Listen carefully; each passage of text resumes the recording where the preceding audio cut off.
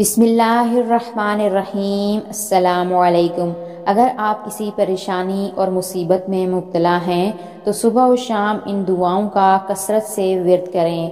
استغفر اللہ الذی لا الہ الا هو الحی القیوم واتوب الیہ، سبحان اللہ والحمد للہ ولا الہ الا اللہ واللہ اکبر، سبحان اللہ و بحمدہ، سبحان اللہ العظیم، لا الہ الا اللہ وحدہ لا شریک لہ، لہ الملک و لہ الحمد وہو علی کل شیء قدیر، لا حول ولا قوة الا باللہ، حسبنا اللہ و نعم الوکیل۔ اللہ پاک سے دعا ہے کہ اللہ پاک تمام مسلمانوں کی پریشانیاں اور تکلیفیں دور کر دے، آمین۔